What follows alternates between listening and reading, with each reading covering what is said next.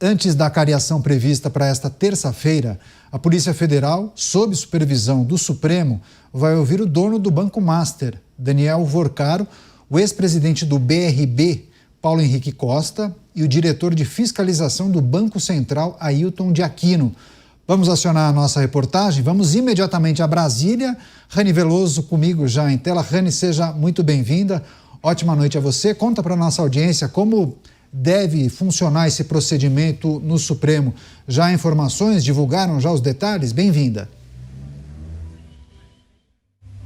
Sim, já temos os detalhes. Muito obrigada pela receptividade. Boa noite a você, Caniato, e a todos que nos acompanham ao vivo, direto de Brasília. Bom, tá marcado, então, amanhã, a partir das 2h da tarde, dia 30 de dezembro, primeiro a tomada de depoimentos dos 3 envolvidos que foram convocados pelo ministro relator do caso, Dias Toffoli, nessa possível acariação. Por que eu estou falando possível? Porque a ordem do ministro agora é que primeiro a delegada da Polícia Federal responsável pela investigação desse caso do Banco Master e as possíveis fraudes na venda de títulos de créditos falsos ao BRB, Banco Regional de Brasília, sejam ouvidos. Então, antes disso, eles serão ouvidos a partir das 2h e para todos eles foram disponibilizados links para que possa ser realizado esse depoimento de forma online. Então, será opcional a ida deles ao Supremo Tribunal Federal e tudo isso será acompanhado também pelo juiz auxiliar do gabinete do ministro Dias Toffoli e um membro do Ministério Público. Então, primeiro, Daniel Vorcaro, dono do Banco Master, depois o Paulo Henrique Costa, ex-presidente do BRB, que foi demitido após esse escândalo também, que a gente já mencionou aqui, essa venda de títulos de créditos falsos que podem ter movimentado mais de 12 bilhões de reais, e depois Ailton de Aquino, esse é diretor de fiscalização do Banco Central e que, inclusive, o Banco Central, na última sexta-feira, recorreu ao STF apresentando embargos de declaração para que fosse ali explicado o motivo da participação de Ailton de Aquino Santos nesta acariação. Foi quando o ministro Dias Toffoli, no último sábado, negou esse recurso e disse que ele iria comparecer na condição de testemunha e não investigado para exatamente esclarecer os pontos possivelmente controversos durante essa acariação. E, se necessário, se a delegada da Polícia Federal entender depois desses depoimentos que sim é necessário a acariação, aí eles prosseguirão com esse procedimento, com a audiência em que os 3, no caso 2 investigados, Vorcaro e Paulo Henrique Costa, mais essa testemunha, Ailton de Aquino, ficam cara a cara para esclarecer os pontos que serão ali questionados pela Polícia Federal e também pelo juiz auxiliar e pelo Ministério Público. Só lembrando, Caniato, que o próprio Ministério Público, a Procuradoria-Geral da República, já havia se manifestado contrária a essa acariação, porque, de acordo com o procedimento, não seria necessário, nesse momento, essa acariação, porque a acariação foi, inclusive, marcada antes da tomada de depoimentos. E agora, com esclarecimentos do próprio Supremo Tribunal Federal, por volta das 4h da tarde de hoje, ficou claro que, primeiro, os depoimentos serão, de fato, tomados e depois a acariação pode prosseguir se for necessário. Só lembrando que tanto Paulo Henrique Costa como Ailton de Aquino, os 2 envolvidos nessa audiência, eles foram favoráveis à venda do Master pelo BRB, o Banco Regional de Brasília, que é o banco público do governo do Distrito Federal, iria comprar o Banco Master e os 2, na época, haviam se manifestado a favor desta compra, o que pode aí também levantar dúvidas sobre esse processo, uma vez que, inclusive, o Tribunal de Contas da União prestou esclarecimentos à Polícia Federal hoje, ao Supremo Tribunal Federal hoje, sobre todo esse processo envolvendo aí possivelmente essas fraudes bilionárias. Lembramos que Daniel Vorcaro chegou a ser preso após a operação que investiga essas fraudes, foi solto depois de um habeas corpus e atualmente está com a tornozeleira eletrônica sendo monitorado.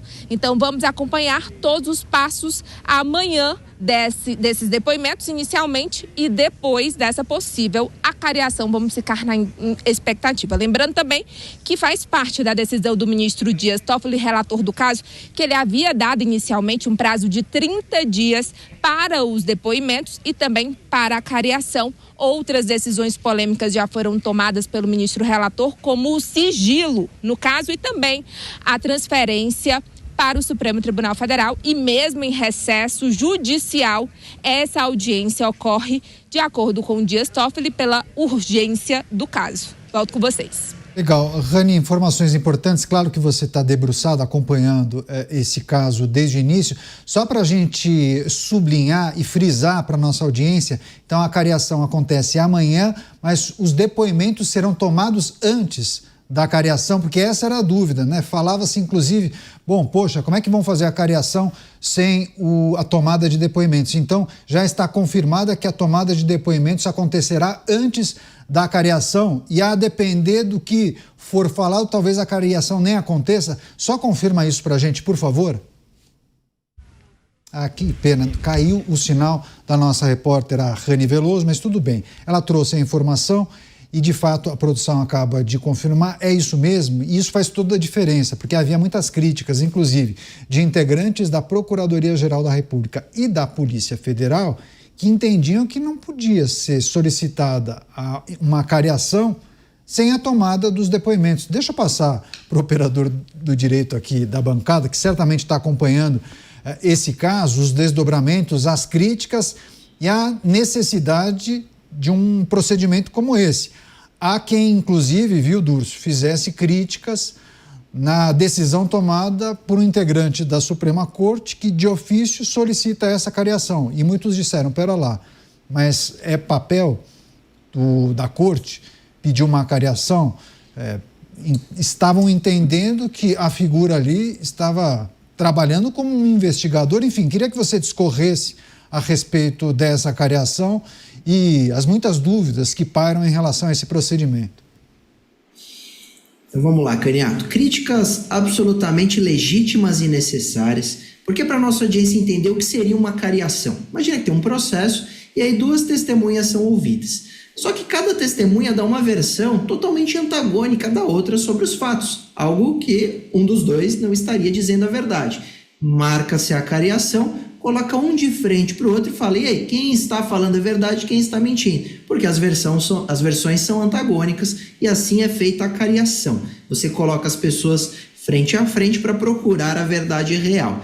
A intimação levou sim à interpretação que se tentaria uma acariação antes dos depoimentos, o que é absurdo, porque como você vai contestar versões que sequer foram ouvidas, com base no que foi dito na imprensa?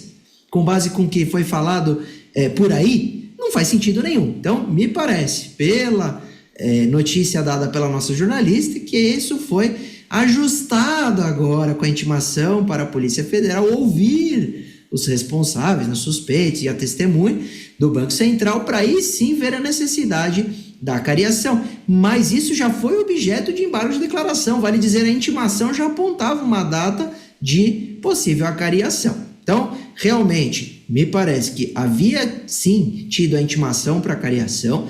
Todas as críticas eram absolutamente legítimas a dizer não tem como fazer acariação de versões se sequer as pessoas se manifestaram nos autos, que é o que vale, né? Não, que a público não vale de nada, e que precisaria ter a oitiva dessas pessoas na Polícia Federal. E aí se ajustou dessa forma.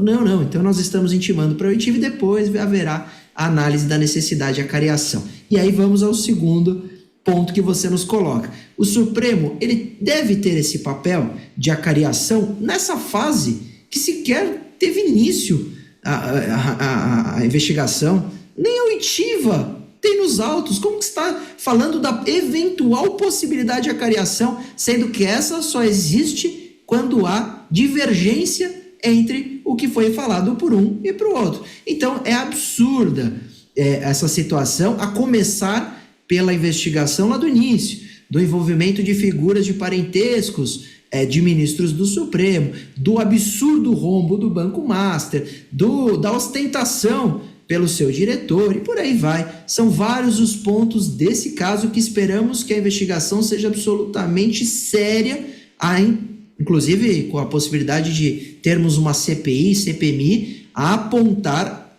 todos os responsáveis por essa história e a gente ficar de olho na atuação de ministros do Supremo nessa história também, porque é muito relevante a participação de determinadas figuras nesse caso. Pois é, está no horizonte, como bem disse o Durso, a realização de uma CPI ou CPMI, uma investigação, mas também há muitos questionamentos sobre o procedimento que poderia constranger e intimidar o Banco Central. O Banco Central que é independente, né? É independente, mas sofre algum tipo de pressão. Você, Dorgan, como avalia o cenário? Falam até na possibilidade de reversão da liquidação do Banco Master. Nossa, isso aí o mercado sabe que o banco trabalhava ali com títulos podres, sem lastro, eu já vi milhões de histórias ali. É um momento muito complicado. Ele mostra ali também, é uma metáfora do que está acontecendo no Brasil, né? O que o Durso frisou ali é real. Por exemplo, o Supremo Tribunal Federal, ele não está isento totalmente desse caso. Ele não é um órgão somente julgador ali, a última instância ali que vai julgar tudo isso. Ele está, né, ele aparece ali em vários momentos desse problema que ocasionou tudo isso. O diretor ali é uma pessoa profundamente exibicionista, mas que ao mesmo tempo tinha uma relação complicada ali com grandes figurões nacionais, é um caso, e o problema é a ponta, o investidor ali, né, que muitas vezes vai ver navios, porque o fundo só cobre até 250 mil, né? Tem investidor que investiu mais, governos que investiram ali, fundos como o Rio de Janeiro que investiu, fundo de aposentado nisso. É uma coisa muito grave. Ele mostra ali uma crise institucional que está acontecendo no Brasil.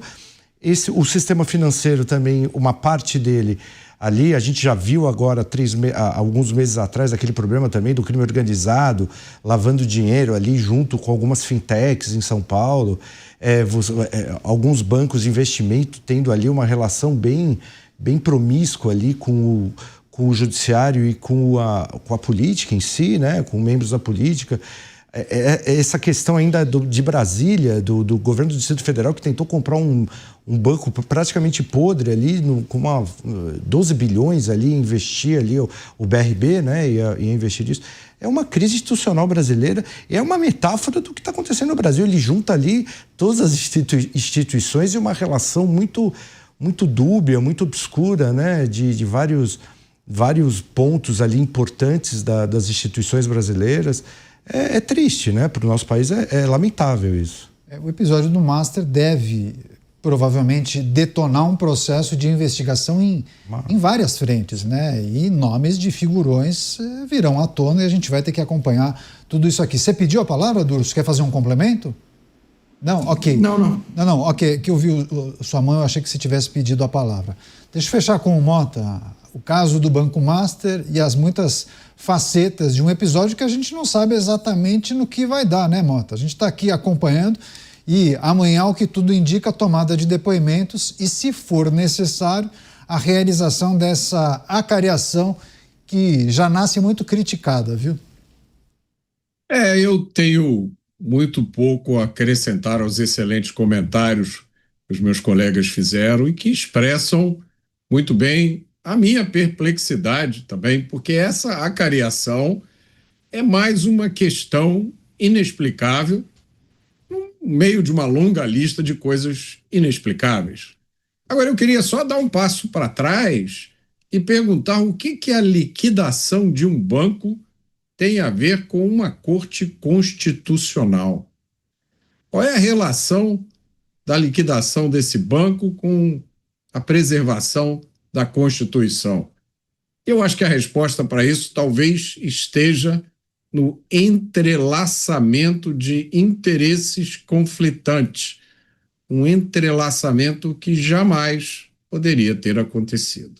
Pois é, entrelaçamento que muito possivelmente vai presentear a população com uma série de histórias, detalhes, nomes E é papel também da imprensa acompanhar todo esse processo de investigação, que, como eu disse, deverá acontecer em muitas frentes, né? No Legislativo, por meio das comissões parlamentares de inquérito, no âmbito policial e aí, obviamente, também nos órgãos de controle, né? É preciso também considerar que isso também vai avançar nessas frentes.